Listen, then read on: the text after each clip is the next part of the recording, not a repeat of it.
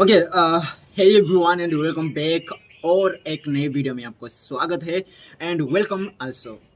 Okay, सबको नमस्कार, सत श्री अकाल एंड जय Hind. Okay okay and yes, ये वाला जो मैंने बोला अभी, ये किससे इंस्पायर होके मैंने बोला, आपको पता होगी। ओके, तो वेलकम करता हूँ फिर से अगेन आप सभी को। एंड आज की इस वीडियो में हम बात करने वाले हैं अबाउट और 3 नए स्लॉग के बारे में एंड नई चीज, नई कुछ सीखने वाले हैं आज। एंड जो काल का दौर था उसमें क्या पढ़े थे उसके बारे में भी कुछ हम चर्चा करेंगे अभी, उसके बारे में कुछ चर्चा करेंगे।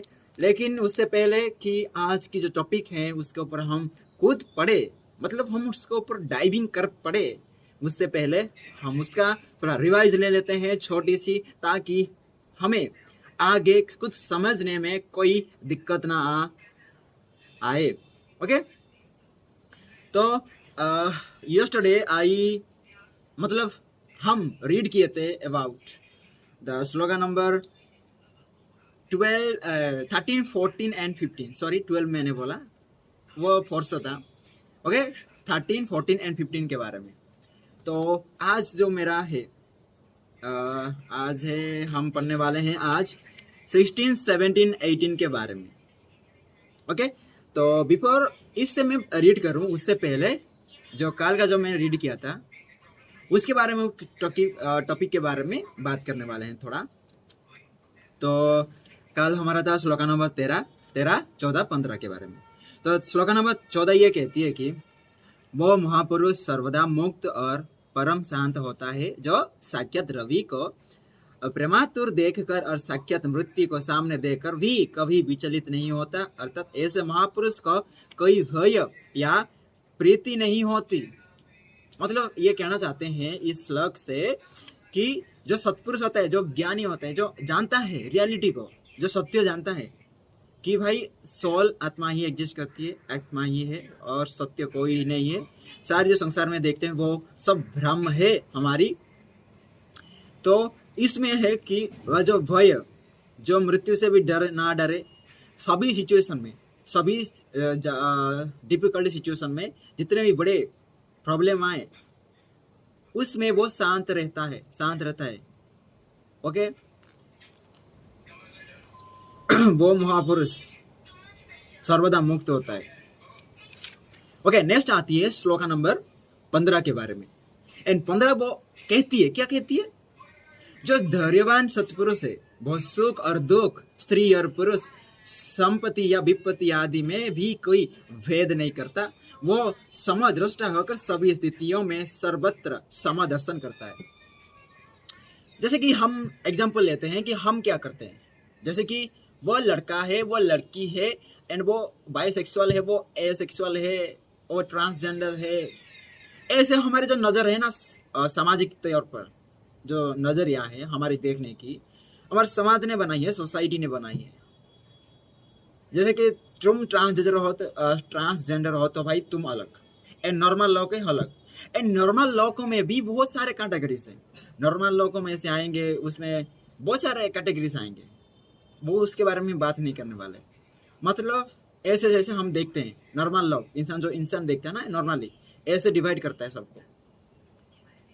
एंड सांप को, जीव जंतु को भी देखता है ना, एनिमल को, पेड़ को देखता है, किसी को भी, पशु पक्षी किसी को भी देखता है ना, वो अलग, उस उनके लिए अलग कैटेगरी वो।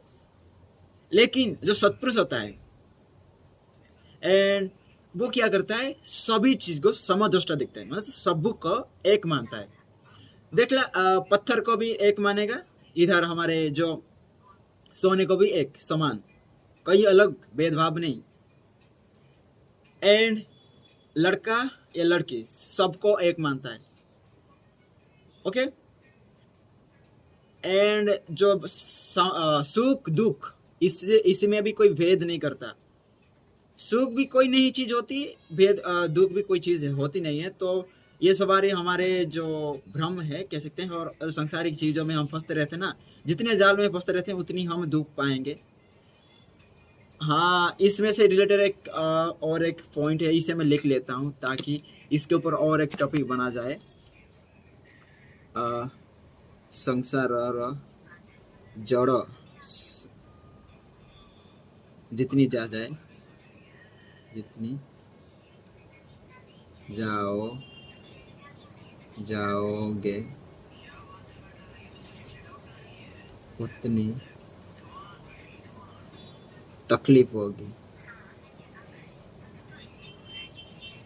हाँ ओके, मैं क्या बात कर रहा था कि हाँ, जो धैर्यवान पुरुष होता है वो सभी चीज को समदृष्टा देखता है। सुख दुख वो स्त्री पुरुष सबको एक समान मानता है, सभी में एक को ही देखता है अपने को। ओके एंड अपने आप को समस्त चीजों में व्यक्त देखता है एंड समस्त चीज अपने आप में ही मतलब अपने आप में ही व्यक्त है। ओके ये तो 15 नंबर श्लोक का खत्म हो गया। नेक्स्ट आते हैं श्लोक नंबर 16 के ऊपर। ओके श्लोक नंबर 16 ये कहती है कि जो महापुरुष जगत विहीन हो गया है, अर्थात जो जगत के मिथ्या तत्व को जानकर उससे निर्लिप्त हो गया, उसमें ना तो हिंसा रह सकती है और ना करुणा, वो उद्विग्न होता है और ना दिन, वो ना किसी को विचित्रता पर कौतूहल करता है और ना किसी प्रकार का क्षोभ करता है।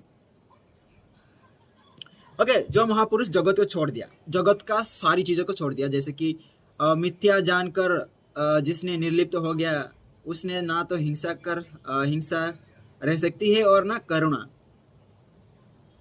ओके जो जान गया है कोई सॉरी जस्ट हाँ कोई ये वो क्या करते हैं, जो महापुरुष होते हैं जगत विहीन हो गया है, जो अर्थात जगत के मिथ्या तत्वों को जान गया है, वो ना किसी चीज के लिए करुणा करता है, ना किसी चीज को पाने का इच्छा करता है। ओके ना किसी चीज को देखकर कुछ घटना घटित हुई तो उसे देखकर वो कौतूहल होता है, ना किसी चीज का डरता है, सब चल जाता है। ओके ये था श्लोक नंबर 16 के बारे में।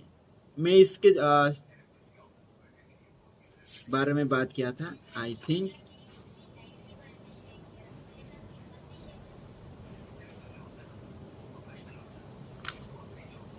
हाँ 16 तक तो मैंने किया था, 14, 15, 16। तो आज हम रीड करने वाले हैं श्लोक नंबर 17, 18 एंड 19 के बारे में।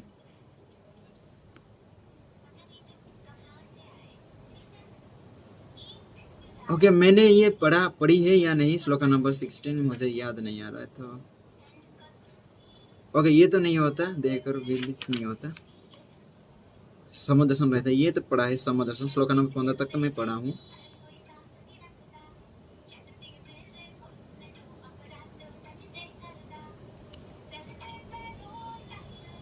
नहीं मैं 16 नहीं पढ़ा, 16, 17, 18 में आज पढ़ने वाला हूँ, मैं 16 नहीं पढ़ा हूँ। ओके तो स्टार्ट करते हैं। मैंने 16 के बारे में भी कुछ बता दिया पॉइंट्स हैं। ओके चल जाएगा। मैं अगर फिर से रीडिंग करेंगे तो ठीक है, कोई बात नहीं।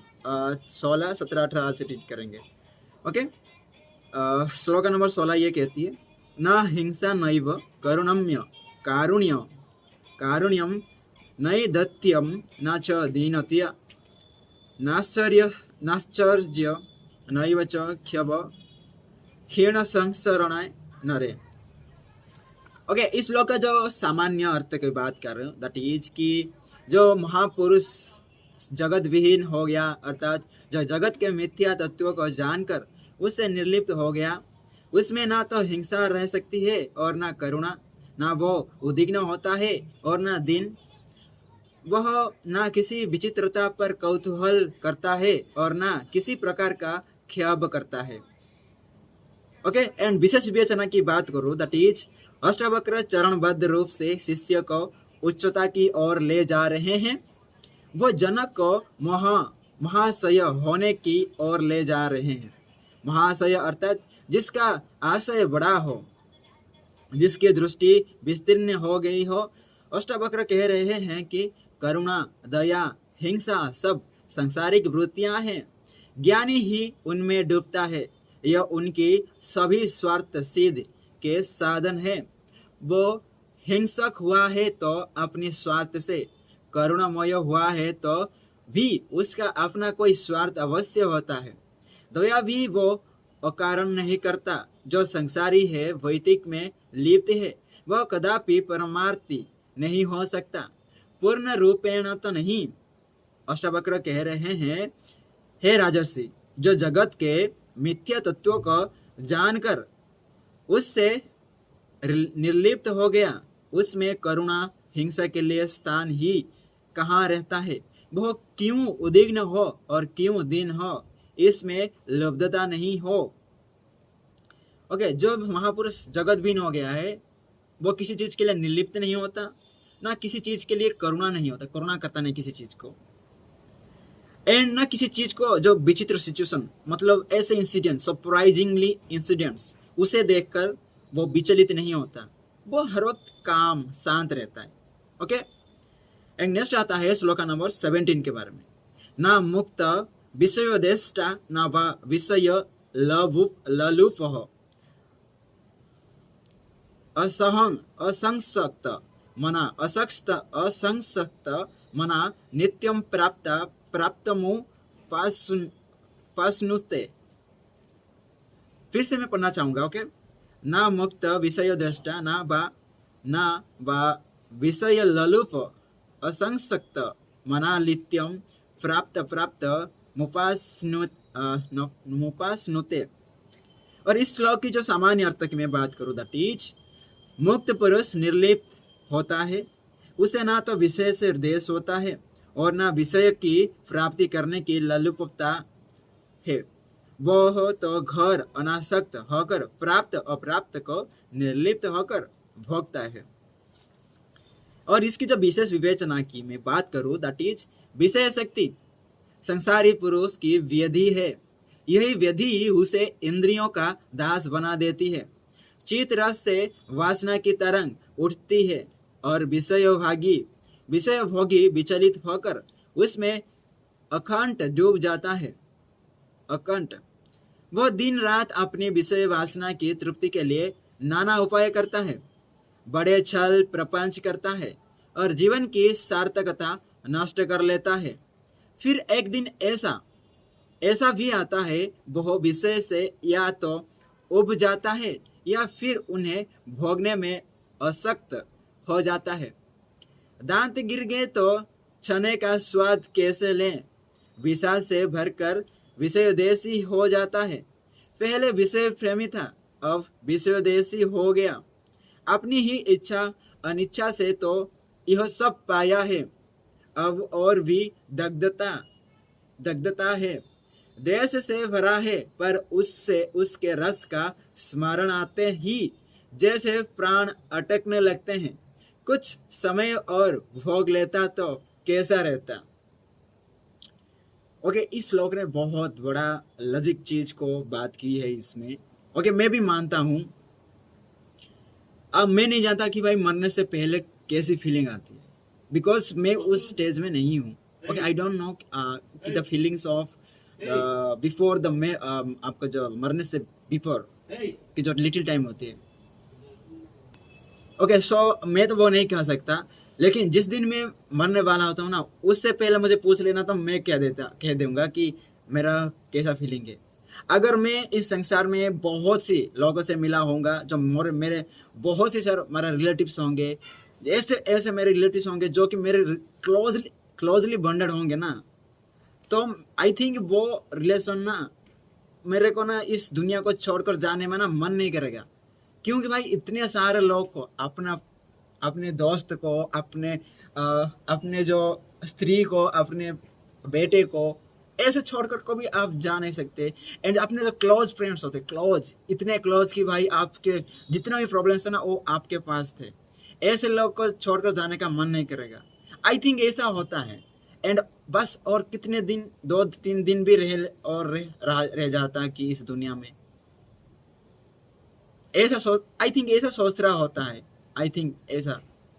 एंड गीता में कहा गया है कि अगर तुम मरने से पहले भगवान को याद करोगे तो उनके शरण में जाओगे, अगर किसी और चीज को याद करोगे तो वो चीज बन जाओगे। ये गीता में लिखा है। ओके, मैं ये अपने तरफ से कुछ नहीं बोल रहा हूँ। एंड और जो मेरा ओपिनियन है कि जो मरने से पहले कैसी फीलिंग आती है, वो भी मेरी फीलिंग है। आप अगर आपकी जो कुछ अलग राय होगी तो आप बोल देना कमेंट पे, ओके। एंड नेक्स्ट आता है हमारी लास्टली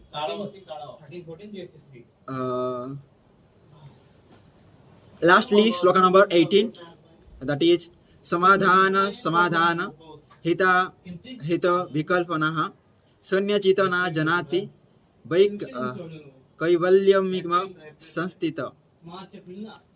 और इसकी जो सामान्य अर्थ की मैं बात करूं, जो हित अहित समाधान असमाधान आदि के सभी विकल्पों से अनभिज्ञ रहकर अपनी अंतःकरणों को शून्य कर लेता है, वही स्थिर मना सभी वृत्तियों से मुक्त होकर आत्मा स्थित रहता है। एंड विशेष विवेचना की मैं बात करूं, दैट इज जो संकेत है वो समाधान खोजता है, विषय भोगी सर्वदा संकित होता है। उसे अपने ही छल प्रपंच ने शंकाओं से भर दिए हैं, उसे शंकाएं घेर लेती है। कार्य सिद्ध होने या ना होने की वो हित अहित के भाव से संकित हो रहता है।